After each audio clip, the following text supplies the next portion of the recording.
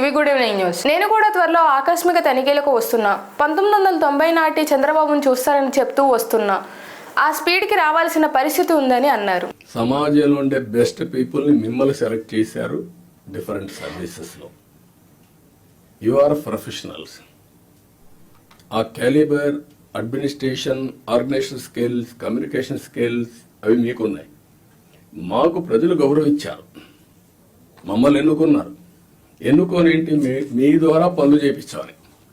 ఆ విషయం మీరు గుర్తుపెట్టుకోవాలి. మేము పని చేయించకపోతే మా తప్పు, కానీ మేమే పని చేయాలి అంటే కుదరదు. మా బ్యాక్గ్రౌండ్ ఇవన్నీ వచ్చినప్పుడు ఈ విషయంలో మీరు అందరూ కూడా క్లారిటీ పెట్టుకొని ముందుకు పోవాల్సిన అవసరం ఉంది. నేను వచ్చినప్పుడు ఒక అంగన్వాడికి పోతా, డ్రైన్స్ పోతా, డోంట్ మిస్టేక్ మీ. ఒకప్పుడు డ్రైన్లో ఐఏఎస్ ఆఫీసర్లు దించిన రోజులు కూడా ఉన్నాయి. దిగి చూడమన్నా ఎట్లుందని మీరు ట్రైన్ ఒకసారి దిగండి, మీకు ఒక ఐడియా వస్తుందని తిప్పి చూపించిన రోజులు ఉన్నాయి. చెత్త ఉంటే అవన్నీ చూపించిన రోజులు ఉన్నాయి. అక్కడే మీడియాలో ఎక్స్పోజ్ చేసిన రోజులు ఉన్నాయి. తర్వాత అంత హార్ష్గానే పోలేదు, కానీ దట్ వర్ ది డేస్. కానీ అదే మరి హైదరాబాద్ని బిల్డ్ చేయడం కూడా వీళ్ళే బిల్డ్ చేశారు. ఐటీ కూడా వీళ్ళే చేశారు. అది ఈరోజు మనకు ఒక ఔటర్ రింగ్ రోడ్డు కావచ్చు, ఆలోచనలన్నీ వీళ్ళ ద్వారానే వచ్చాయి. ఈ విషయం మీరు గుర్తుపెట్టుకోవాల్సిందిగా నేను కోరుకుంటూ, చాలా కష్టపడితే మీకు ఉద్యోగం వచ్చింది. కలెక్టర్స్ వ్యవస్థను ఆటబొమ్మని చేసి గత ప్రభుత్వానికి బుద్ధి చెప్పేందుకే వచ్చాం, డిప్యూటీ సీఎం పవన్ కళ్యాణ్ అన్నారు. మీలాగా చదువుకొని సివిల్ సర్వీసెస్ లోకి వచ్చి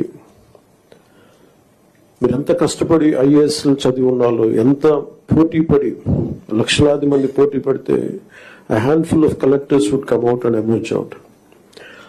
అలాంటి ఒక ఇమ్మినెంట్ వ్యవస్థని, బలోపేతమైన వ్యవస్థని గత ప్రభుత్వం దాన్ని ఒక ఆటబొమ్మలో చేయడం మా అందరికీ చాలా బాధ కలిగించింది.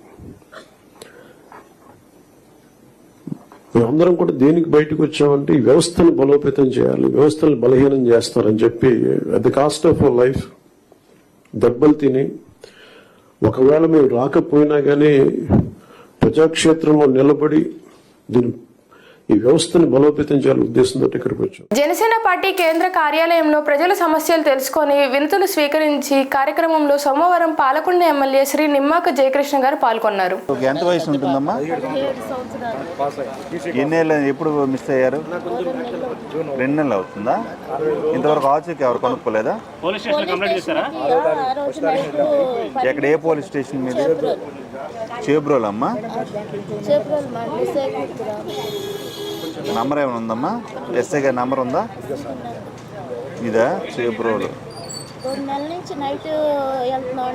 అమ్మాయి పేరు ఏంటండి? ఇంటి పేరు? దబ్బకూటి లావణ్య. ఎస్ఐ గారికి ఒక ఫోన్ కలపండి. చేబ్రోలు ఎస్ఐ గారు. లావణ్య అని మీ అమ్మాయి 2 నెలలుగా మిస్ అయిందండి. ఈ మైనర్ కదండి, అమ్మాయి మైనర్ కదా. ఇప్పుడు మనకి రైట్స్ ఉంటాయి మనకి యాక్చువల్గా. ఇప్పుడు అమ్మాయి మైనర్ కాబట్టి 18 అయితే మనకు మేజర్ అవుతారు అమ్మాయి. ఇప్పుడు ఎవరైతే తీసుకెళ్లారో వాళ్ళ మీద పోక్సో కూడా మనం ఫైల్ చేయొచ్చు. మరి అది మనం మీరు పోలీసులుగా మీకు అధికారం ఉంటుంది, ఎవరినైనా కూడా తీసుకొచ్చి విచారణ చేయవచ్చు గట్టిగా. అది మీరు తొందరగా చేయాలండి. అది ఎస్ఐ గారు ఇప్పుడు మరి పవన్ కళ్యాణ్ గారు కూడా ఇది ఇష్యూస్ మీద చాలా సీరియస్గా ఉన్నారు. మా బాస్ కూడా please take necessary action and immediately అండి, కొద్దిగా చేయండి. ఇది మళ్ళీ మీకు సార్ నుంచి చూడండి, ఆఫీస్ నుంచి కూడా మళ్ళీ కాల్ వచ్చేటట్టు చేయకండి, తొందరగా చేయండి. ఓకే, థ్యాంక్ యూ అండి. Thank you. త్వరగా న్యాయం జరుగుతుంది. ముసునూరు మండలంలో పలు గ్రామాల్లో జరుగుతున్న దొంగతనాల చోరీలపై పోలీసులు చర్యలు తీసుకోవాలని బాధితులు వేడుకుంటున్నారు. లోపూర్ పంచాయతీలో బాస్వాడ్ పడింది. మా ఊర్లో కనీసం నెల 15 రోజుల లోపల 6 దొంగతనాలు, 3 బళ్ళు, 3 సార్లు మేకలు, ఒకసారి గేదెలు ఇలా దొరుకుతున్నాయి. కానీ ప్రతి వారానికి ఒక దొంగతనం కూడా దొరుకుతుంది.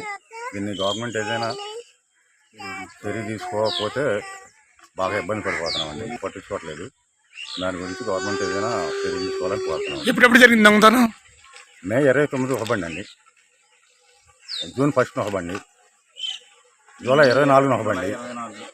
ఈ మేకలంటే 3 సార్లు అవి వేరే వాళ్ళవి, గేదెలు వేరే వాళ్ళవి. పోలీసులు ఏమన్నారు? కంప్లైంట్ ఇచ్చొచ్చాము. మే 29 కంప్లైంట్ ఇచ్చొస్తే వాళ్ళకి దానికి ఏం రెస్పాన్స్ లేదండి. రెస్పాన్స్ లేదు.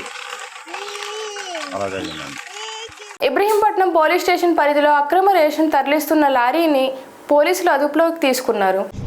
మనకి ఇబ్రహీంపట్నం పోలీసు వారికి వచ్చిన సమాచారం మేరకు ఈరోజు మార్నింగ్ విజయవాడ నుంచి టువర్డ్స్ హైదరాబాద్ సైడ్ వెళ్తున్న పీడిఎస్ రైస్ బ్యాగ్స్ వెళ్తున్నటువంటి 10 టైర్ లారీని ఇబ్రహీంపట్నం రింగ్ సెంటర్ దగ్గర పట్టుకోవడం జరిగింది.